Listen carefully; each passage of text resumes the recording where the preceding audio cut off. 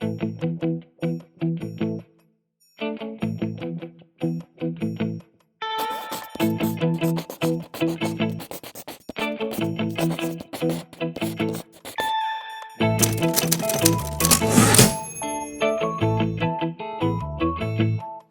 everyone, welcome to an episode of Socially Distant Science and Adventure. This is Zachary. I'm the director of the Land Conservancy, and if you're new to the Land Conservancy, welcome.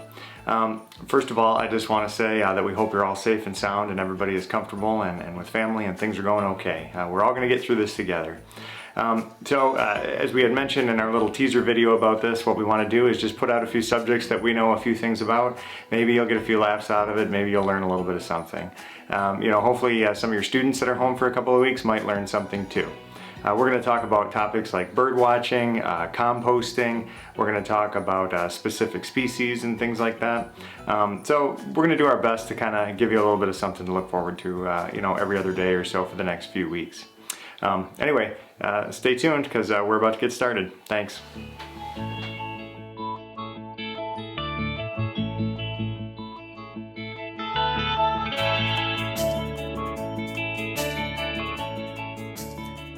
Hi everyone, this is Trevor Edmonds, the SBLC's Director of Land Protection.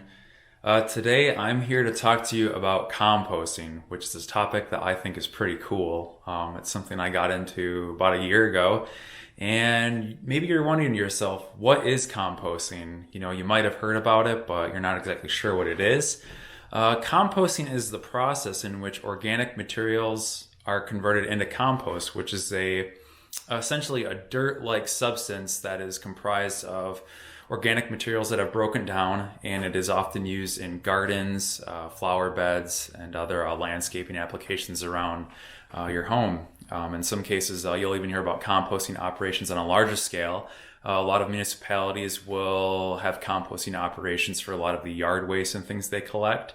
But what I'm going to talk about today is composting around your own home.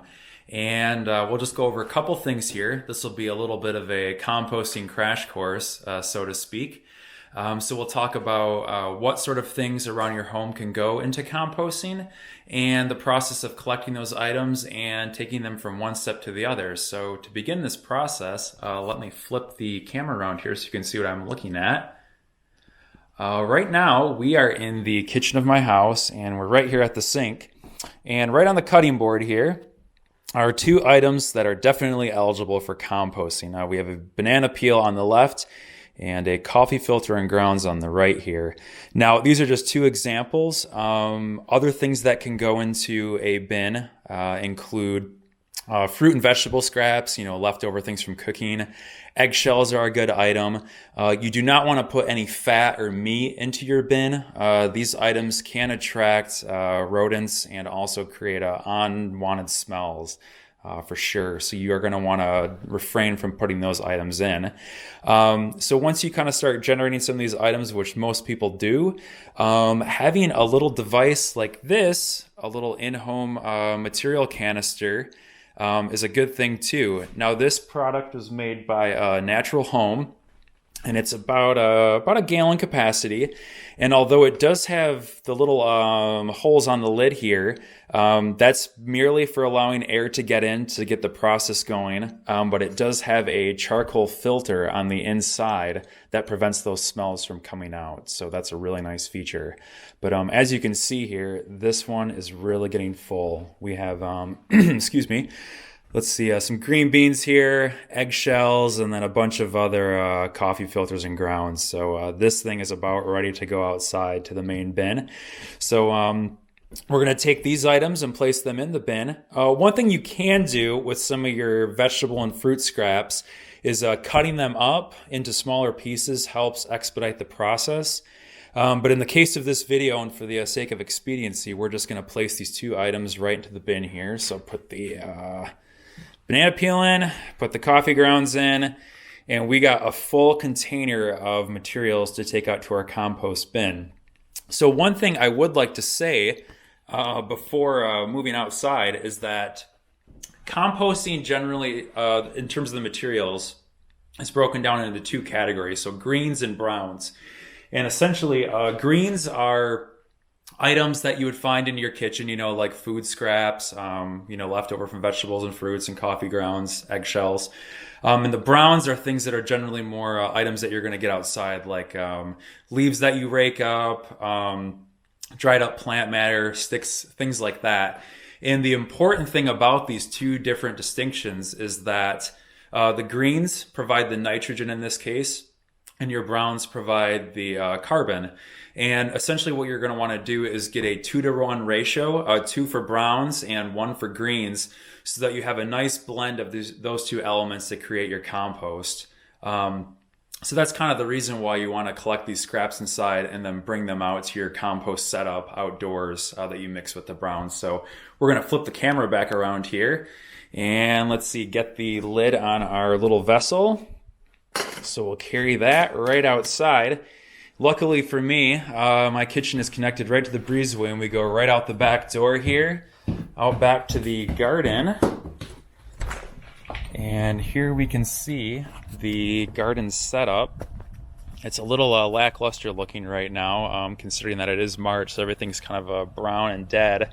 But as you can see, over here, we have the outdoor composting bin. This is a tumbler model, which is really nice for adding materials and agitating every couple days or so. And in addition to that, I also have this sort of little excess material structure.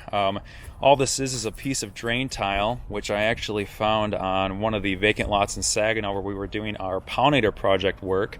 So we will sometimes use this for just kind of adding extra materials in when the other bin is getting a little heavy on material.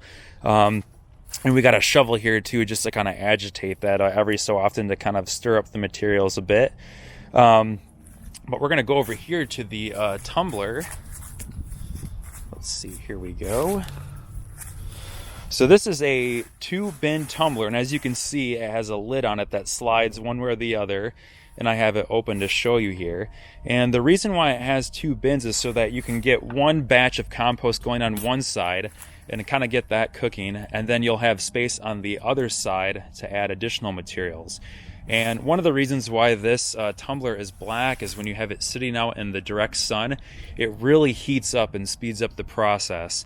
And a little bit earlier when I was talking about the different ratio of brown to green materials, one of the other things that you're going to have to do is add a little bit of soil from your own garden or flower bed. Soil in your yard or in most places will contain necessary microbes that will get the process of composting starting. Those are the actual organisms that actually start breaking down the organic material. So that's going to be a necessary thing too. The other thing you're going to want to have to or that you'll have to account for is, depending on the materials going in, if they are really dry, adding a bit of water just to get the whole mixture a little bit moist, almost like a kitchen sponge, after wringing it out, is a good thing too, because that kind of helps the process going. If you're not seeing a lot of activity happening right off the bat, once you add that mix together, there are additives you can buy, compost starters they're sometimes referred to, that you can buy from most local home and garden centers. A good place in our area would be Begix, just as a little shout out there. But yeah, just to kind of go back to our bin here, let's see. So yeah, once you get this outside, taking off the lid, and then you can go ahead and just dump this right in.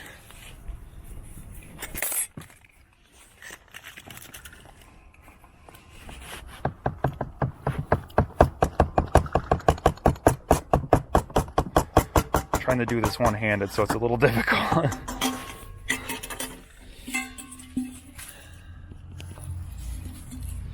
And as far as the turnaround time, it can take sometimes anywhere from 2 to 8 weeks to for the full process to cook. And basically, at the end of it, you'll essentially get a mixture of fine and coarse materials. The finer materials are easy to blend in with your soil, and then sometimes the coarser materials act as a good material just to kind of grind into the soil, like especially in the spring if you might be rototilling your gardens. Those are easier to break down and you can just get those right back into the soil. So there are plenty of resources online about composting in terms of the really getting into the weeds and the science of it all, and as far as sources for buying some of the like tumblers and other items that you might want to get started in this realm. So thanks again for checking in, and look forward to talking to you again soon. Thanks, Trevor. That was great. So what did we learn? We learned quite a bit, I think, honestly. I personally learned quite a bit about composting. I don't do it myself at home, but now I might with Trevor's tips and tricks there. So what did we learn? First of all, we learned that having a small container inside your house with a charcoal filter works really well for some folks. So Trevor had about a gallon jug there with a carbon filter so it didn't smell. You could fill it up and then you could transfer those things easily outside to their rotating compost bin. We learned that having a rotating compost bin is definitely a handy dandy tool there. It's got two different compartments on Trevor's particular model there, so you can have two different batches in various states, and they're also going to be tumbled together as well. You do have to constantly turn it and keep it moving.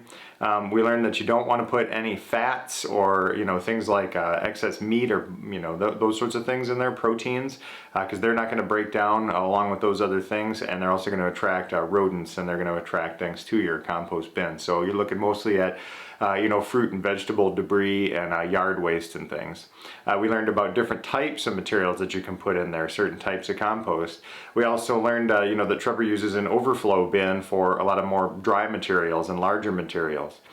We learned that when you sift through your compost, you might have fines and you might have larger components in there. And if you can rototill those larger components into your soil and those fines can be distributed more evenly on the surface, that you're going to really be able to amend that soil with compost in a really positive way. So I don't know, I think we learned quite a bit about this. We also learned that locally you can get some of the supplies you might need at BGICS. You're definitely going to want to think about adding your own soils right into that compost, because what that's going to do is it's going to allow you to introduce those bacteria that are going to help that, those microbes that are going to help that compost break down. So yeah, so there's a lot of information there. Have you ever composted in your yard, and what techniques do you use? Do you do something different? After watching this, are you considering doing composting yourself? This might be a good time of year to give it a try. So I don't know, give it a whirl. Let us know in the comments if you get a chance to try composting yourself, and if you have, maybe share some photos or images. But if you're a backyard gardener and you want to, help those soils out to be a little bit more productive, you can do it with the waste that's coming right off your kitchen table. So good luck and thanks a lot.